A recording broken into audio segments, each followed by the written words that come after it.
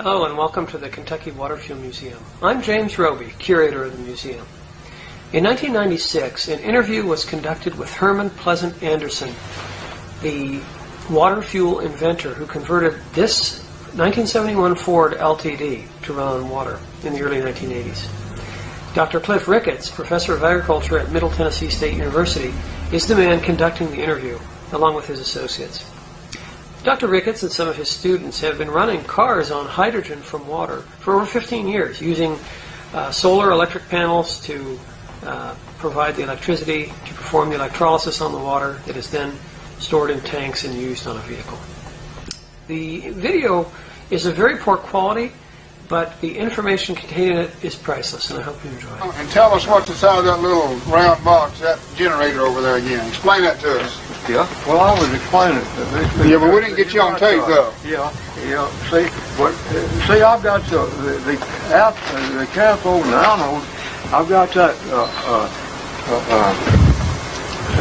plated there. See, inside of it, it's a soft iron core. See, inside of both anode and the cathode. See, I do that for the reason because I'm getting my magnetics right to it. See. It's very important if you're going to make this hydrogen fast, see, that you do that, see. And of course, you got to have your cathode and anode separated just at the right place here, because if you don't, and making it fast that way, and without the divider down in there, see, you can't use the divider down in there. You got to use it up above, see. You get a certain proximity here, see, and if you get it too close, you'll create a magnetic storm in here, and it won't do anything. It'll just blow around like a tornado, see. See, if you could see in that, I had generators that I could see in the sides and see exactly what it was doing, see, and I could get my proximity just right, see. You won't, because you're charging these anodes now, you see. With this high voltage, see, and you charge it them. Now, is the high voltage hitting inside that generator? Magnetically, and it's passing this electricity, see, and making this deuterium in there. You want it, your magnetics is right. On your cathode, you got a negative electrode there, see, and on your anode, that's a positive electrode, see. Well, you're splitting this hydrogen over on the anode side, see, and the oxygen and hydrogen. That's where you split it, see, and then your hydrogen ions go through your electrolytic or the electrolyte that over to the cathode side, see. Well, in order for that to do it fast, see, you got to make this. These cathodes and anodes, the electrodes, you got to turn them into they're like a magnet, see. And then your positive, magnet, see, your positive pole.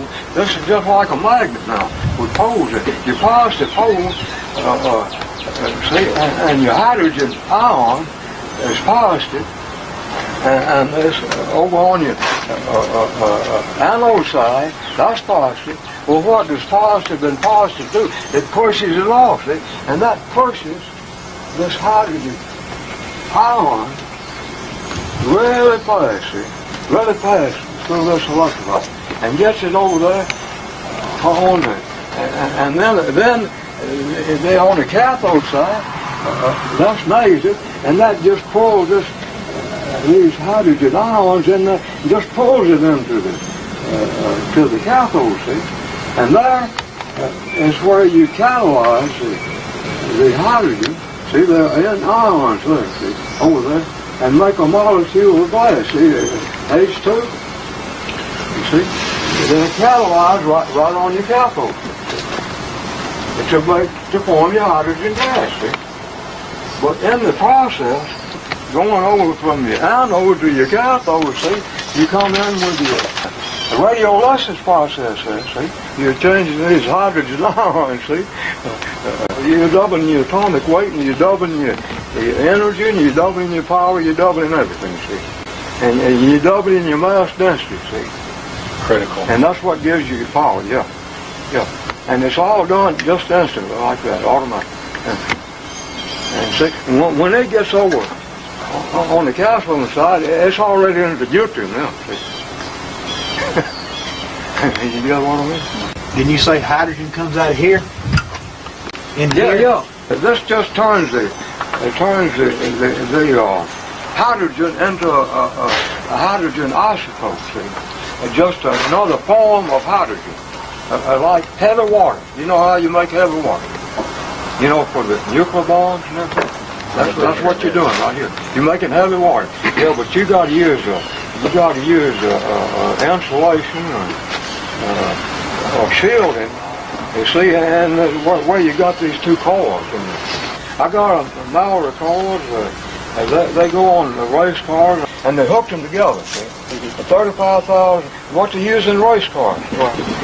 And I got two of them. That gave me 70,000 volts to change this hydrogen into deuterium. See, they're standing wave frequency in between a microwave and a hard X-ray, which is called soft X-ray. See, to get it into that. Now, if you had more go on up that you'd be changing it more into hard X-rays, see, and you don't want to do that. See, it's very important to get that 70,000 volts. See.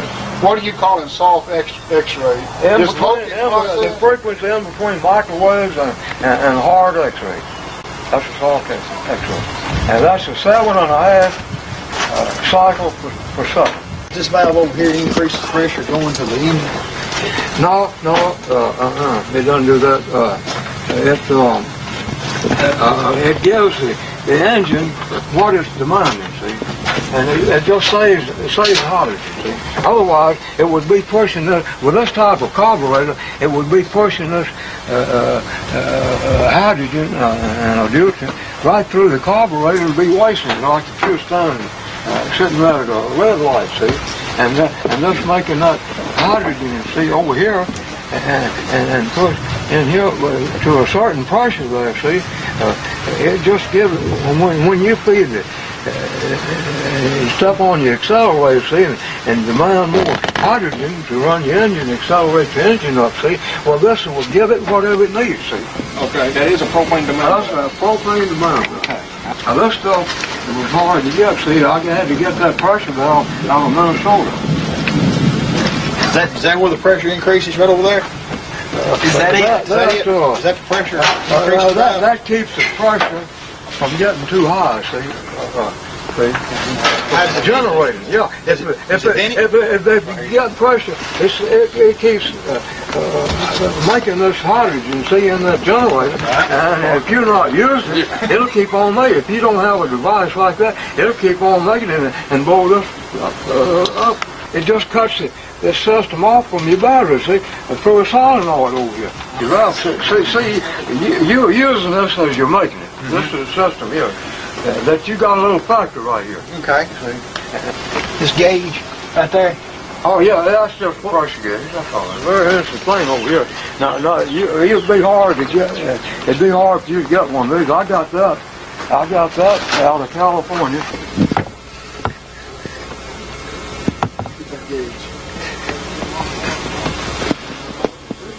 You can mix this. I use this with gasoline for about 2 years before I ever started on the hydrogen.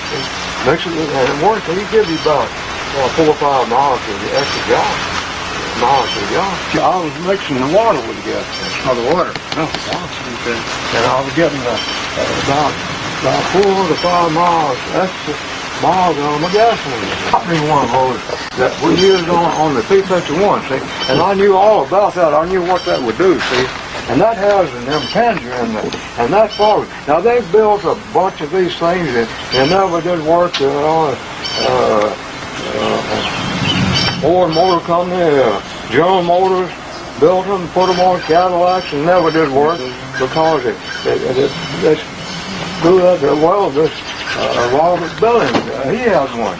You see, injectors in there. None of that stuff worked because they didn't put it into a fog. See, they just put it into a spray, and that's no good. That puts it out. See, it's like throwing water on fire. Well, this fogs it in there. It's got an impenger in there. See, and it brings this water in there and breaks it up in little drops. Then it impinges it. Gets this plate in there, and that breaks it up into a fog. See. And that, all that mixes perfectly with your hydrogen then, see. And it raises the mass density, and it doesn't keep it from firing and burning. It just burns perfectly. Now, here's a $64,000 question. I asked you this before, and I want to ask it now. We're on tape. In my opinion, this is one of the greatest discoveries of mankind. I think so. Why hadn't it moved forward? Why is it what? Why hadn't it got past you? Does people not believe you? Or why hadn't you done any more with it? I don't understand why you parked a car that's running this great with this great technology. Well, it's not going to work with the general public. Now explain it to me now. I thought I'd already explained that. You got to be an engineer. You got to be a nuclear physics to keep this thing running. Why? Explain that to us. Well, you got all this radiation up. You got to keep your pH factor up on that, you see, to make your hydrogen and then your nuclear. You got to be an electronics engineer and a nuclear physics. Well, there's so many different things that you say you've got a little factory on the hood, you see. And it's just like a man working on a factory. You got engineers in there, you got different people that do different things, and you got to be it all, see. You got to do it all. The driver, it's up to him to get it all going, see, and keep it going, see. Now, I don't know how a computer works either. And the general public, everything is convenience now. They're not going to fool around here and look for water, everything. They going somewhere in a hurry. They want it. They want everything under there and going. They don't want to have to fool with it. They will not fool with it. That pH will last you for 6 months, see. And then you got to put some more in, see. How Better much? than an oil change. Yeah. How much that you said you used potassium hydroxide? Potassium hydroxide, yeah. Pour it in that cap Yeah, right? you pour it right in that cap. Right. Yeah. Are you just monitoring the pH? Yeah. You set your pH for 12. What'd you say? 12? 12. 12. Okay. I just did this enough to this to show that it would work, see. And there's a lot of things that you would need on here, see. You could use on here. You could use a condenser, see. And condense the exhaust and reuse the water, see. You could do that, see. I don't have that on there. But see, Billy's, he's got a patent on that. I showed you. Every time, you got to set this system up for the size engine you have. Okay. For the cubic inch engine you have. Now this is a 302. Okay. All right. You have one in this hydrogen carburetor, propane carburetor, what I use, see. But it works good for hydrogen, see. You see, I have to turn this upside down to keep from making a hole in my hood here. I had to get an adapter. Otherwise, I would have just set that right on top of the carburetor, but it would have stuck up through the hood. And I didn't want that, so I happened to find an adapter, and I turned the carburetor upside down. It doesn't make it doesn't knock up, see, using that. But you're not going to have the room, and like changing a new car, the government wouldn't let you use this, see. These people right here wouldn't let you use it. You see, you got to get approved by these people right here, like I did, to get out on the road with it. It ain't going to do you no good sitting in your garage. So you see, this is electronics. It doesn't put out radioactive. Okay. What kind of rays are we talking about? Alpha rays, gamma rays, beta rays? What kind of radiation would you get if you were standing around it and it was operating and you weren't on the shielded side of it. You get EMF. EMF waves. Well, that comes off a high tension wire too. That same thing comes off my thing. Oh no, that's not that dangerous. The hell it's not. Really? Red blood cells on the hell. Oh really? That wouldn't be good. You get AIDS or something that way. That much voltage, 70,000 volts.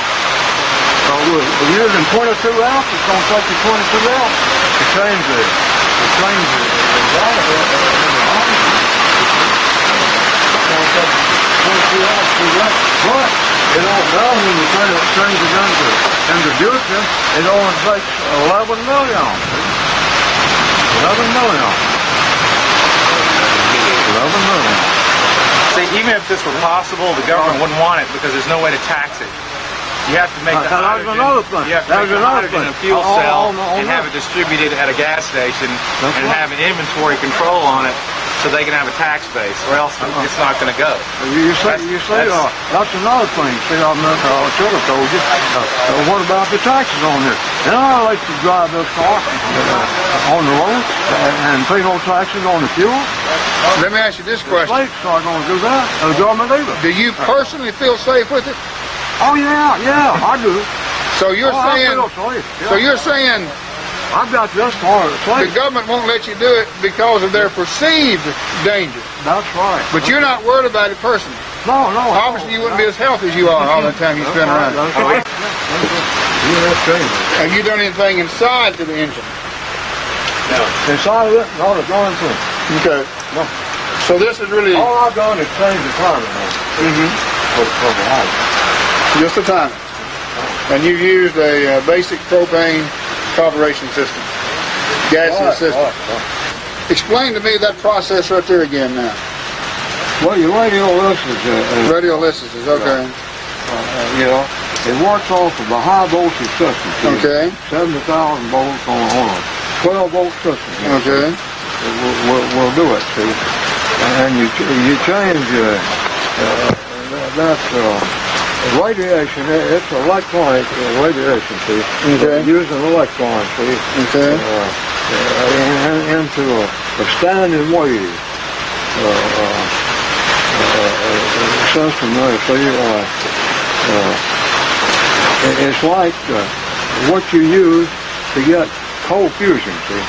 A standing wave is a continuous wave, see. If you get the oscillations there, just right, and the frequency just right, a standing wave frequency will continue to operate.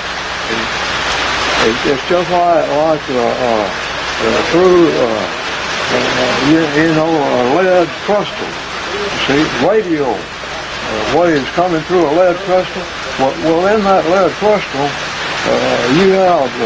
you set up a wavelength there of a standing wave, see, and that's why you can take a crystal set radio and amplify the current coming in there without any battery, see, because you got a standing wave system. And the same thing applies here, see. You're setting up a standing wave system there, and it runs right through you from the anode to the cathode, see.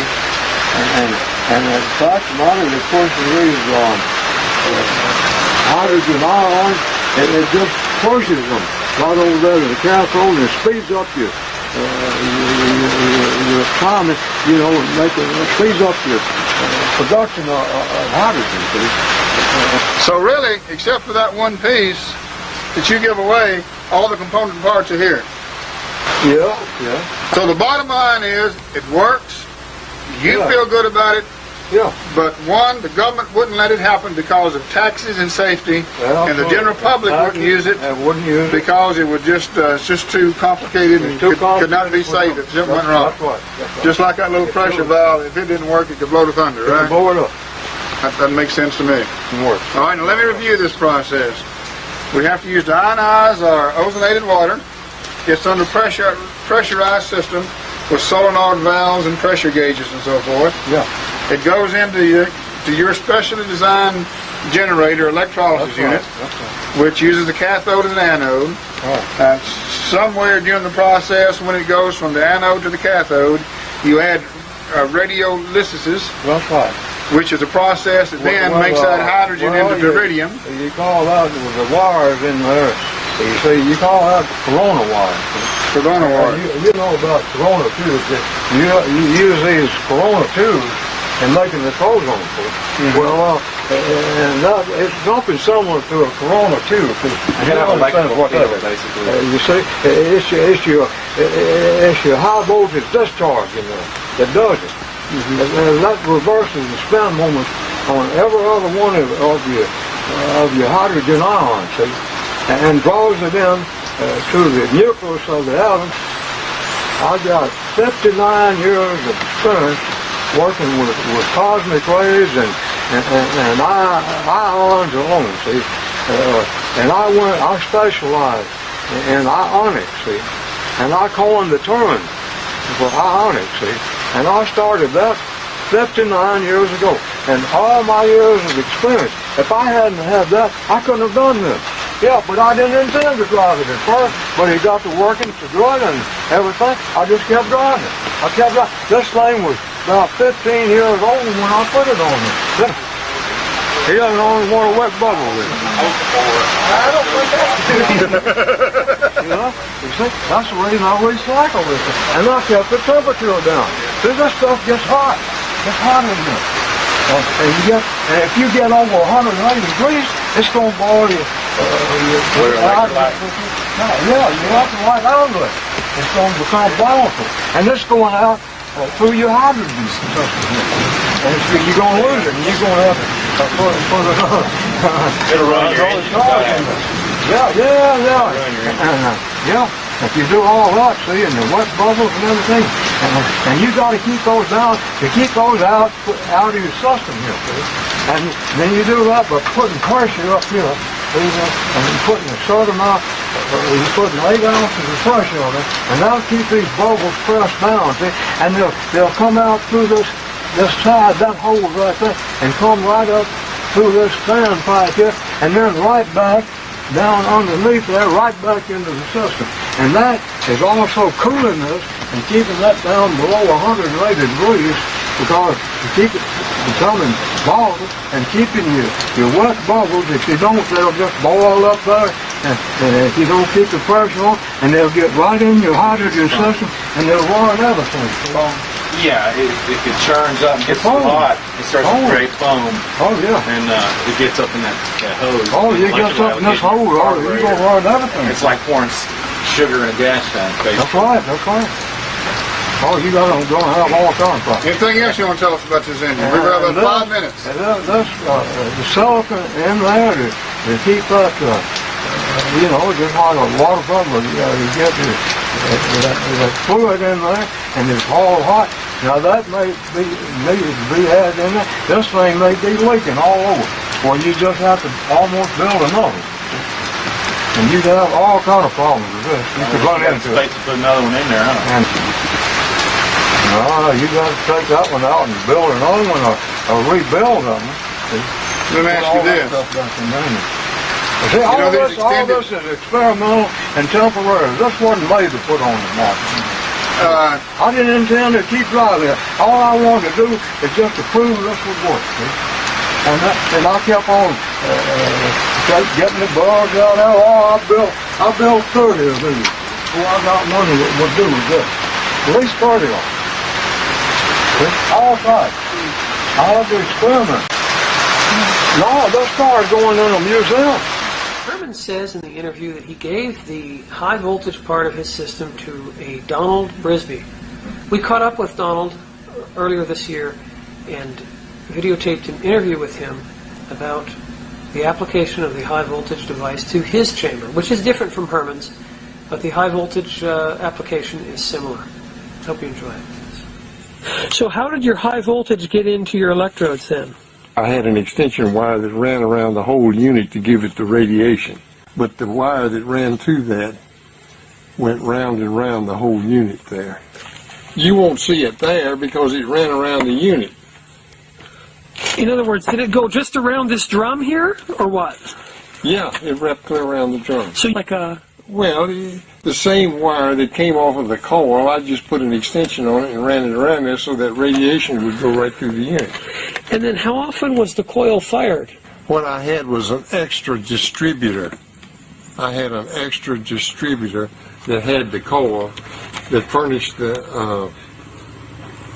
like I said, this has been 20 years ago. Sure, yeah. It furnishes the extra current that I put on the anode over here. Mm-hmm. Anode meaning positive or negative? It was positive.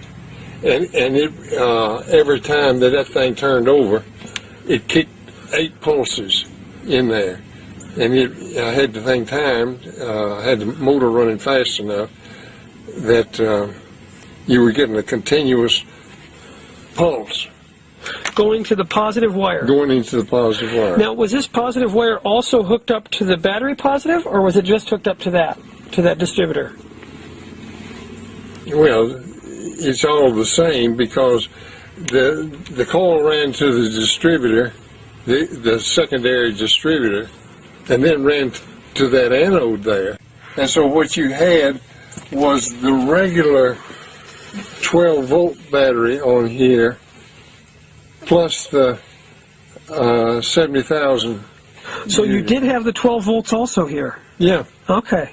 And there was no feedback of that 70,000 volts going back to I had a diode in there. I see. That kept it from going back.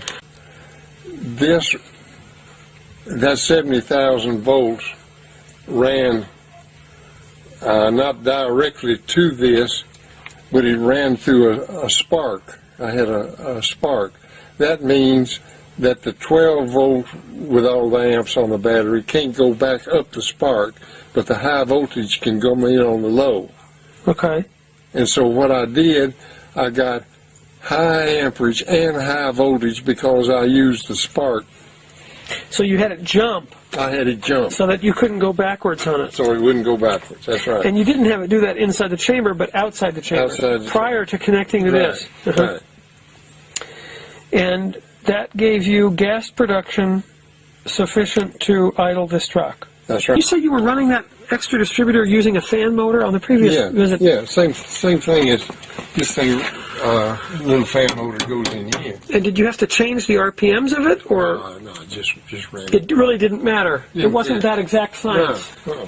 All I want to do is pulse the current. And then all the 8 wires fed into the same junction on the thing, which gives you a pulse, a DC pulse, 8 times whatever the RPM is, and hey, it works fine.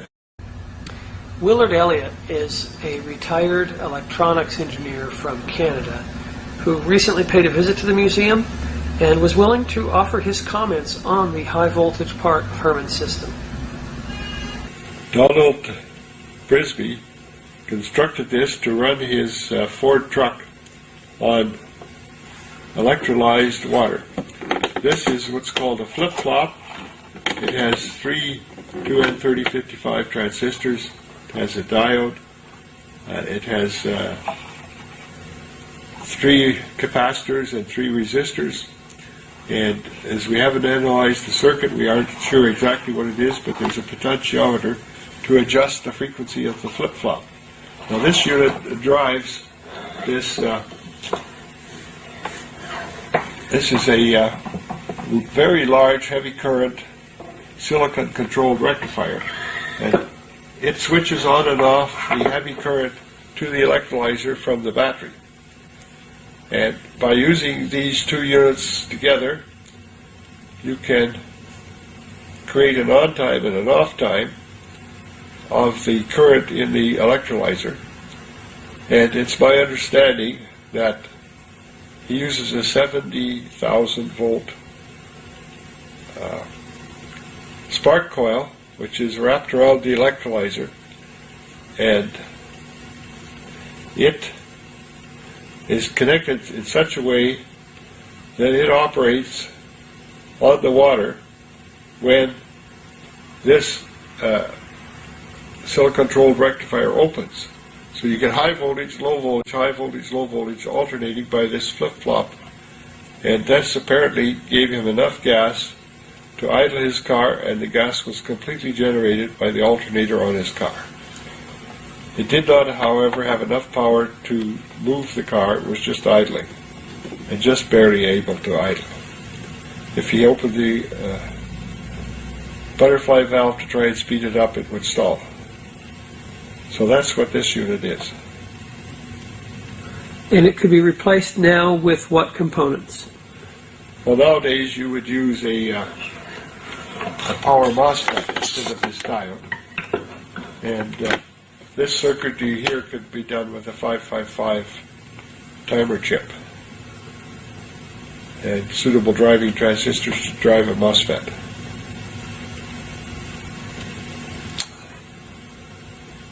So it is not as hard to do today as it was in 1980 when Donald built this. But what about the air gap that he used? Well, the air gap was the where the spark, the 70,000 volt spark went to the water when this was turned off. So the 70,000 volt spark went through an air gap to the two terminals on the electrolyzer. It was also wrapped around the electrolyzer, so you got both magnetic and plasma effect from that arc of the spark. So he was passing the arc through his chamber. The arc was not in the chamber, it was external to the chamber, but its effect was going in the chamber. No danger of exploding the hydrogen gas in the chamber by that? The fact it's outside, it would not contact any of the gas. Well, if you had any discharge inside your electrolyzer, it would be destroyed by the explosion. So the only energy inside the chamber was 12 volts from the alternator? Yes, provided by this diode. And when the diode wasn't closed, the voltage from the spark plug of that arc also flowed through the electrolyzer. Well, the voltage would probably still be 12 volts, but it would fill in the period when this flip-flop was off. And there would be some spike put on the water by the fact that the spark flashed through the gap that was external, and it would the plasma there would create some effect on the water itself. And so the purpose of the gap? It's just to allow the spark plug coil to work, because if you don't have a gap, you're shorting it out and you won't get any current or any spark. So you have to have adequate spark area similar to you have in the spark plug. So you could be achieving the radiolysis that Herman Anderson speaks of by using this kind of discharge of what he calls a corona discharge. I guess some people would call that radiologists. It's really just a spark between two contacts, an open air spark. Except that you're wrapping the cylinder, the chamber, the electrolyte chamber. The spark plug wire is wrapped around the chamber, so the current in that spark also produces a magnetic field in the fluid. But simply having a long spark plug wire wrapped around the chamber would causes a magnetic effect. So you basically want to wrap a spark plug wire around a chamber and terminate it with a spark plug, maybe just taped or strapped to it. Well, I'm not saying you want to do that, but that's what Donald Brisby did, and it appeared to work. So the end of the line is the spark plug, and in between the spark plug and the coil, you wrap it around the chamber. Is that the idea? We hope you enjoyed this investigative effort to find out exactly how Herman's car operated, and we hope that it inspires others to make similar progress in turning water into fuel.